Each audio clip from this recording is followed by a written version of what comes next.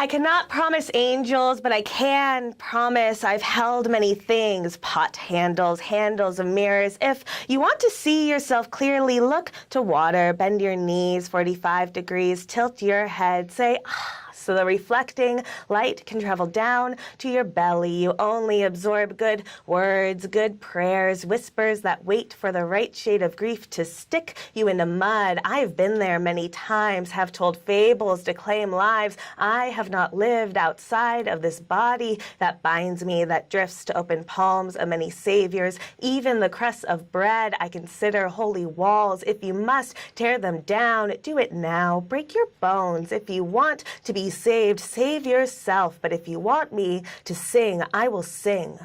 Thank you for reading Tikvah. Thanks. Tikvah is Hebrew for hope. Yes.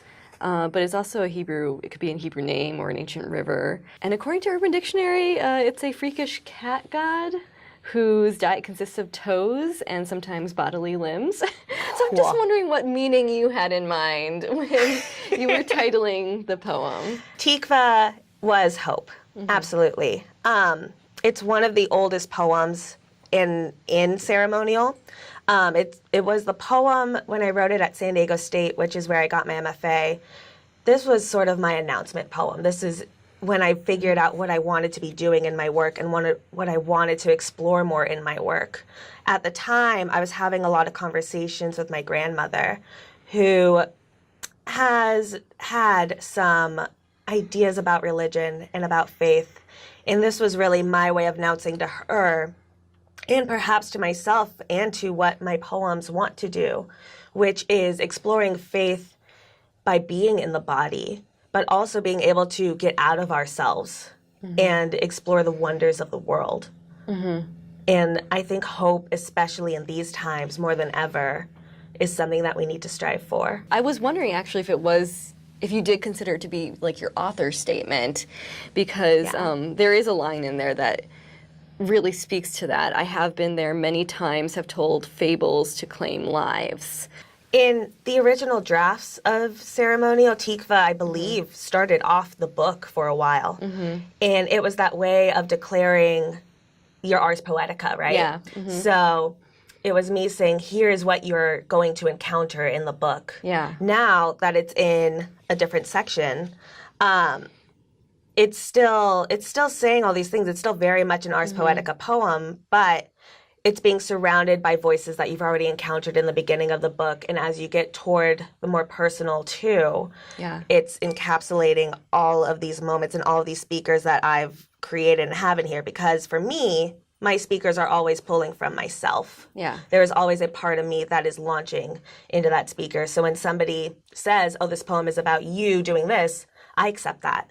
Yeah. Because it's still very much everything that I'm doing. And also when I began writing poems, I used to think that I didn't have that much of an interesting life. Okay. And so by being able to work through persona, I was really able to sort of enter another side of myself. And then once I just kept writing and exploring this, I've claimed these lives, I've claimed these fables, but I made them into my own. I was realizing that I was making my own myths. Yeah. Oh, I love that. I also want to compliment something else about this poem. Your decision not to use punctuation. I find for me that really helps to make me slow down and to not rush through it, to more effectively process the words as I'm reading them. Is that the reason you decided not to use punctuation, or was there another reason, or what was your thought process behind that? So Katie Ford is instrumental to my work. She is a poet whose first book, Deposition, was the book that made me realize what I wanted my poems to do, which was to follow sound. Yeah. And to follow sound to then allow myself to get into the image, into the myth, into a voice. And in Deposition, she has a series called Last Breath, and they are without punctuation because it's that rush. It's that last breath, so you don't want that punctuation to be getting into that. Yeah. Because then you're done. So allowing myself to get rid of punctuation allowed me to just follow the sound more and realize where the poems wanted to lead naturally. as well, which is like weird to think about because we want to consider punctuation as breath. Yes. But allowing myself to just unfurl and just to let the mind go without the punctuation. That allowed me to then get to the core of everything else that I was trying to do. So there are tons of these poems that I had, but this is the one that made it into the book. Cool. Yeah.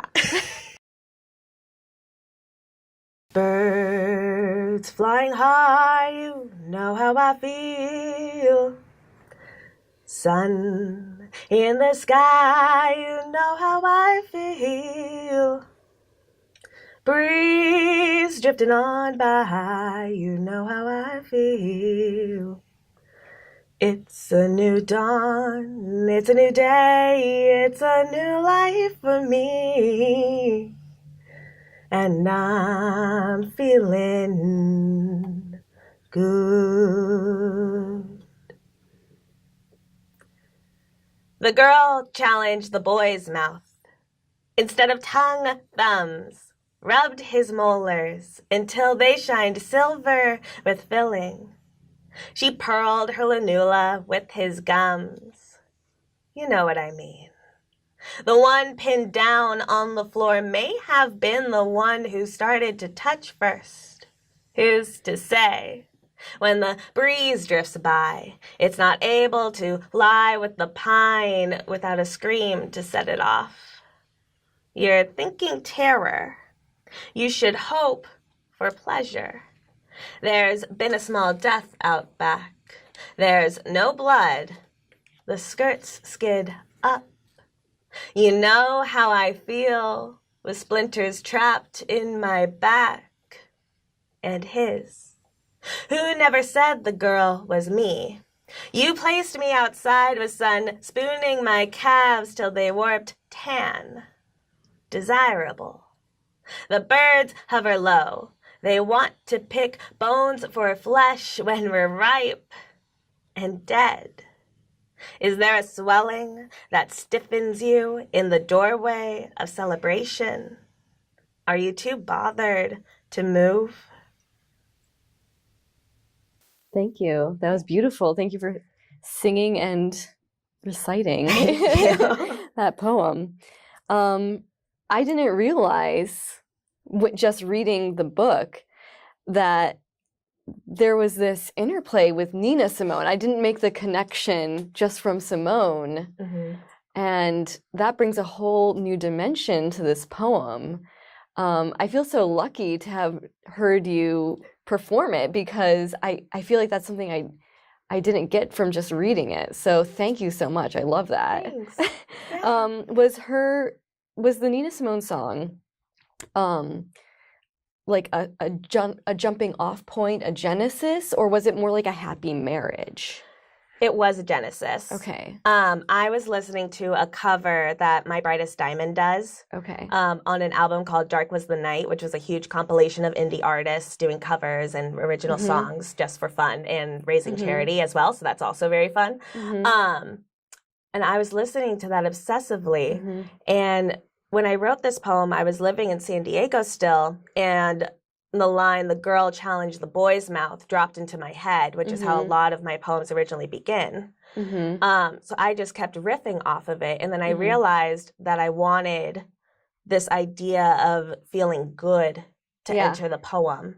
And so interplaying between the song and this scenario of using it's a new dawn, it's a new day, it's a new life, but also just that repetition of feeling good and like greeting the day after this thing might have happened. Yeah. A very sensual thing, of course, but yeah, it was very much just an interplay, and it used to have so much more of that refrain of feel. Yeah. And the verb feel allows us to get into the emotionality, of course, but removing that feel, it allows that emotionality to be brought closer. So once I took away the feeling good aspect or calling out as much to Feeling Good by Nina Simone, I was able to get into the emotionality and closer to the speakers and the characters and the narrative that's happening in this poem. Yeah. It's a really interesting poem because there is so much going on with the power dynamics. And there's this question of, well, is it violation or is it invitation? Like, what is happening here? And the poem really trespasses in this dark territory between tragedy and also personal pleasure and sex and death. And it almost makes me feel like, because of the title with the apocalypse, like, is this like the bright side of apocalypse? Like desire and erotic as being a spot of joy, of still celebrating what our bodies are capable of doing. Because sex itself can be a violence. Love can also be a violence. So I really wanted to explore that idea. And there's also the twist when the poem switches to "Who never said the girl was me?" Because it allows us to, again, remove that identity between speaker as one entity and poet. Because, again, I'm always pulling from myself. So just the idea that even though I am creating this scenario, it's still so much of me, and there's always a part of me within these poems. And to just break that barrier and allow us all to, like, the poem expands then. The poem allows us to, again, get into our weird apocalyptic time that we're, like, semi on the brink of, which is just, like, terrifying to think about. But then again, we have these spots of joy. There's no blood, thank goodness. Nobody's getting truly hurt in this scenario. They're just chasing pleasure. And even though there's splinters, we're still finding pleasure in this darkness. When my grandmother fell through the floorboards, she cupped her hands to create an echo that crosses 5 acres of cows. And they don't know how to listen. Cows don't know how to move closer in open fields.